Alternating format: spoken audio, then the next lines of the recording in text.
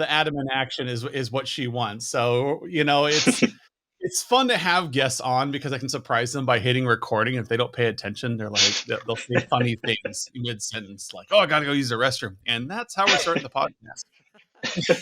so, so Appreciate it. what do we have here today? Is we have Kai, Trammy, and Alton from Vanaheim. Am I pronouncing this right? Vanaheim? Yeah. Vanaheim. Oh man, see, I'm Nebraskan, so we have our own way of pronouncing things. And these guys speak to my heart in the fact that I came from the security arena. I was critical infrastructure security admin manager for a number of years. I did cloud security. I've been around and enough to be scared to death of what's out there. But also all the technical specifics behind. I was a big, Qualys and Rapid7 guy, both appliances I've used. And to me, when I was in security, doing pen testing and doing vulnerability analysis, it was all kind of wrapped up into one big scary report that I just spent 6 months dealing with. But I've been told I talk wrong. And so Kai and Alton are here to kind of tell me, what is this pen testing vulnerability analysis world now? What does it look like? And why should we care? Isn't it just a big gimmick? So Kai, why don't you kick us off? Kai comes from MSPs, and he should know. Alton is the guru of security. So every time we're wrong, Alton's going to correct us. Yep. No, sounds great. And yeah, you're right. Definitely not a gimmick, right? I think that's a thing we battle with all the time is, how are you different from, or you just an automated vuln scan? And that's just not the case, right? So my background is, I used to work for these massive ITOs, right? IT outsourcers, basically just a gigantic MSPs focused on enterprise spaces. Mm-hmm. And then I ended up working for a smaller MSP just to see what it was like.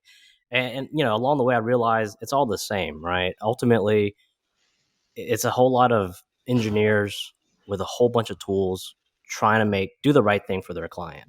And there's just no way to be able to do all of this and scale without true automation. And frankly, right now in the pen testing space, like, that's just not a feasible option for You can fake it though. Small business. Yeah, you could fake it. There's a lot of that. Yeah, I'm good. I just hope to God no one exploits the thing I don't know. but I can check the box. That's true. Real well. I think what we see a lot is there's a lot of vuln scanners out there that will say automated pen testing, but then right in the description it says, or it'll say automated pen testing, but in the description it says you could perform as many vuln scans as you want. I'm like, you literally contradicted yourself right there, that one little statement. But yeah, the goal is to get automated. And the value with pen testing is, for MSPs, you're probably onboarding a client. And as soon as that client signs that piece of paper that says, hey, I commit to you for a year, you're going to protect me, right? Well, how do you know, right? You deploy all your tools, but how do you know what's actually out there and if they're truly protected?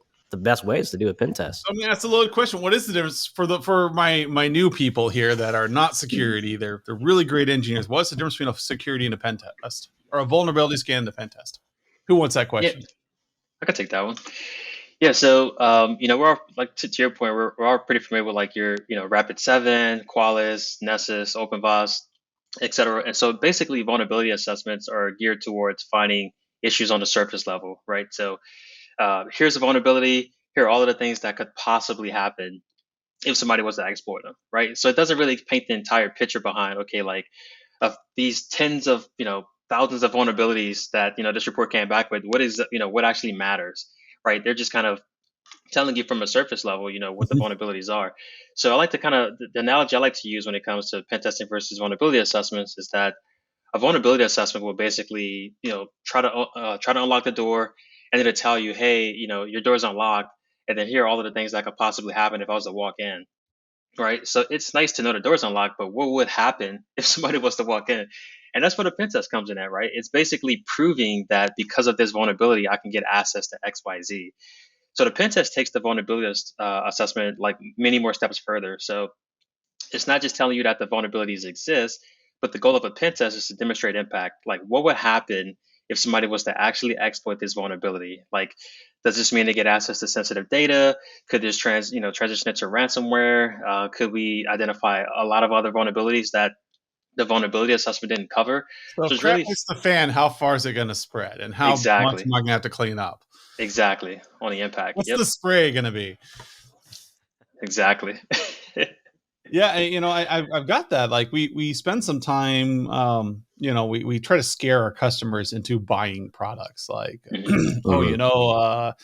if you don't put multi-factor on your firewall, this could happen. And then Hmm. you see a pen tester come in and go, yeah, you thought that's what would happen, but look at what I actually did. And you think, holy crap, I did not even think about you unlocking all the kennel gates and letting all Hmm. the dogs out. I Exactly. forgot that my lock system for all of the alligators is next to the puppy kennel. These are things that we forget about, and also now it becomes real. And that's why I Hmm. like to think of pen testing is that it becomes real when you have Hmm. somebody do a physical pen test where they try to get into your building and see what they can walk away with. And Exactly. being in the security arena, we get to see some really cool ones. And when I was working in critical infrastructure, I got to some really cool classified ones. It's like, holy crap. It's in theory, but then it's so much worse when an actual pen test comes in. You see, like, we didn't even think about that route.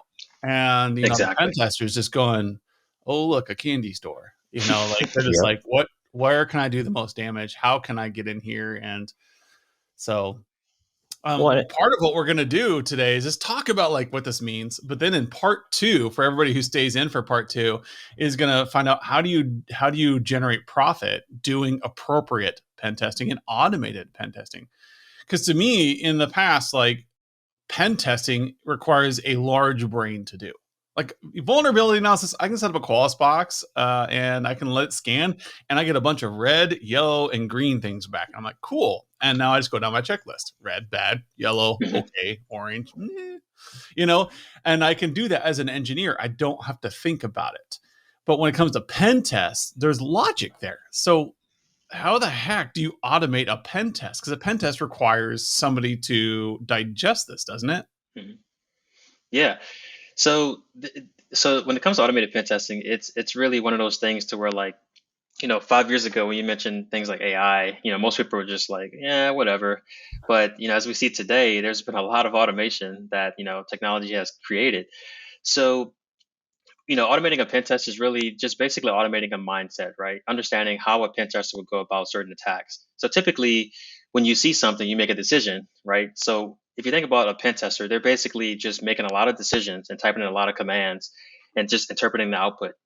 And that's basically what automating the pen test is basically understanding, what will happen if we get these results back? What does this mean? How should we interpret this data? How should we make the next decision? And that's basically what it is. It's really just a huge logic tree that continuously grows and incorporates the same mindset that other pen testers, like their mindset as well. But it takes a lot of the manual stuff out of the picture, right? Because typically pen testers have their methodology. We all kind of change it up a little bit. Things get a little bit different once you get further into the network. And so the automation is able to incorporate those same exact techniques, but just in a more continuous manner, right? So it's not skipping something. It's not tired.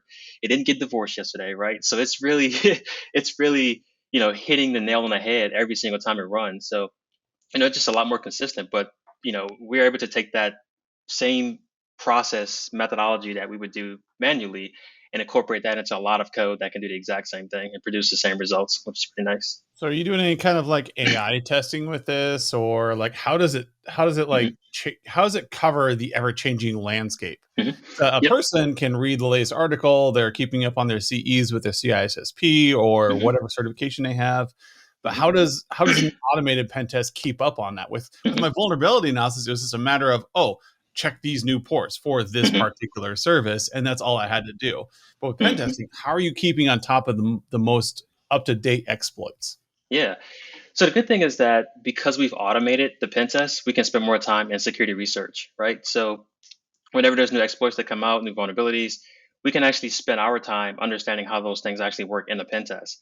And once we understand that it's safe to run, there's a way to, here's some code, whether we have to create our own or use somebody else's code or another tool, we can incorporate that into the pipeline. So for us, we're spending a lot of our time on the research side of things to figure out what's the next best thing that's going to come out, that pen testers could use rather than having to try to remember to incorporate that into the next pen test as you would do from a manual perspective. So Kai, I'm going to ask you the loaded question of how is this fitting into like a stack? Like, what's the handoff like? Can an engineer like just grab this and go, "Oh my gosh, that is horrifying," or like, how does the engineer translate what Alton's giving us? Yeah, that's a great question because I'm not from the same security arena as Alton, right? And that simplified version of him explaining the logic tree, it is crazy complex. He showed me the logic tree. I was like, none of that makes any sense. But defense I'm test like is reaching awesome. back to my computer science degree. Okay, I remember. Okay, dust off the cobwebs. Okay, I can do this. And like, Yeah. I it's mean, just because coming out of my head, but I'm holding on. yeah. For an engineer, like for somebody who's like, how like this is beyond me. I can't do this. This is too much. What's the handoff look like? Like, how Right. do I digest this as an engineer? Yeah, no, absolutely. So I think that's the beauty of what we've built at Vonahai, right? Because at the ultimate goal was to make this information, ready for a business person to understand. Because Okay. it's cool tech, it's great tech, but at the end of the day, it's ultimately to protect clients, to protect businesses, and that information has to make sense to them. Because Yes. otherwise, they're just like, "Great, you did a bunch of stuff. I don't understand any of it. So you're Like, am I you're safe? That's not all I you're not want to only know." Yeah. you're not only digesting the vulnerabilities, you're actually increasing the perceived value of exploit remediation. Yep. Sorry, Yeah. I threw business words in. I'm sorry. I've been in the business world like for the past 5 years, and so my engineer brain is broken. but And no, but, so but you're exactly the right. So perceived value, Mhm. like, oh, well, what's the big deal? Somebody can exploit a port on a firewall. That means nothing to a Mhm. business analyst. But if you Exactly. say, apply a dollar value to that, or which, there's lots of little equations in cybersecurity world, but if you can actually make that relatable to a business person, Right. now the perceived exploit value there is insane. Like, oh my gosh, if that were to happen, This your is what would name it is look going to be like. in the newspapers. Mhm. Yeah. Oh, in that case, because I had this one person, I was trying to explain to them, like they had we discovered in a test that they were sending plain text records over to this other entity. So in transit, it was plain text. And I said, well, you probably want to secure that. I'm like, oh, that's a lot of work. I mean, it's just phone numbers and addresses. And I said, that's cool, but that's still PII. Now it's skirting the lines of it, but if the Journal Star were to figure out that that was happening, if somebody were to like get all of the phone numbers, names, and addresses of all these people that are you're serving, your name's going in the Journal Star as so and so manager at this company let this happen. Why did you let that happen? Mhm. Are you okay with that? You know how fast that problem got fixed? Suddenly, it wasn't so bad to apply encryption in transit. TLS became, oh, how do we do that? Oh, you know what? We just have to do these things. I'm all on board now. What budget do you need? As soon as the business person saw that there was a threat to them and Mhm. it became real, it's not that they didn't care. It's just that it became real. This what could Mhm. happen. Mhm. All of a sudden, they cared, and they're like, they didn't care. It came out of their budget to remediate this problem. Yep. So No, I believe it because I think there's a funny saying. Basically, security budget increases almost tenfold as soon as a breach happens. I went to a CISO conference a number of years ago, and they said the best person to hire for a CISO is somebody who was fired for a breach. Yep. Yeah. So you know exactly what needs to happen. Yeah. Yeah. The fall, they've been through the storm, and they're Yep. back. They're back for more. Oh Yeah. yeah. Yeah. I feel It's like definitely that's in on the point though. cybersecurity world, we're all a bunch of weirdos. We're the people who didn't fit in anywhere else. We kind of got rejected from engineering, we're rejected from the BAs, and like, okay, so here we are. We're our own little group of just people who think about how to break crap. Mhm. Um, and then you get the pen testers who say, not only do I want to figure it out, but I actually want to break it. They're the Mhm. ones, throwing icicles on the ground, shattering them, going, oh, look at that. Really excited about it. And then Yeah. they go back to the engineering and goes, you need to make a better icicle because that was too easy to break. Yeah. It's kind of what are those new videos that are out online right now? It's the man videos, man satisfying videos. It's like it's just them breaking things. And that's a pen tester. You're in this little world of vulnerability security analysis, and then you end up in this world of how do we break something even better? Mhm. And then let's go back to the engineers and say, broke it, took me 5 minutes. You Yeah. need to do better next time. Easy. And that's Yeah. why engineers always look in fear at pen testers because pen Mhm. testers know. and they enjoy making you look bad. But if you work well with a pen tester, it's like, as an engineer, I loved being on blue team. I loved, I wanted to be defense. That was where I loved being. I was rare there. Red team people were the cool people, but I was on the blue, and I loved sitting there going, okay, you know what? They think they're going to get in through here. And also I get proven wrong as they go through the completely different directions I wasn't thinking about. And, it's a fun game to me, but not everybody sees that game. And also not everybody has time for that game. They're too busy trying to convince their clients to actually patch their computers. But I see it as companies like yours are making it easier. So skip the vulnerability analysis, go straight to the pen test and show your clients why they should be patching. Like, hey, I've been trying to convince these guys to patch for a while. Can you show them why? So let's take that simple example. If we were to take your automated tool and run it on my client who just doesn't think that patching is important or keeping up to date on their software is important, how quickly does your software show them this is a bad idea? Yeah. So when you think of like the traditional pen tests, I mean, that would usually be like a 2-3 week process minimum, scope and call, figuring out the IP addresses, getting access, writing reports, QA, just the whole 9 yards. But with our platform, it's 100% self-service. So they could technically log in, schedule their pen test, and like those specific vulnerabilities, like it would exploit those vulnerabilities, try to pass hashes, crack hashes, escalate privileges, find sensitive data. It would do the exact same thing that I would do manually, 5 years ago, but in a much shorter time span. I mean, you could accomplish that in a day or two versus 2+ weeks minimum. Same results, same attack methodology, same impact demonstration, the entire 9 yards. So you could do it, and you can do it continuously. So if you fix that issue and you wanted to validate that, it was resolved, you could run the same test in the same week, without having to worry about scheduling something with somebody. So it's a lot more convenient. Is the learning curve steep? So like I buy you today and I say, hey, I'm going to use you with one of my favorite clients who's very difficult. I can't convince them to take security seriously.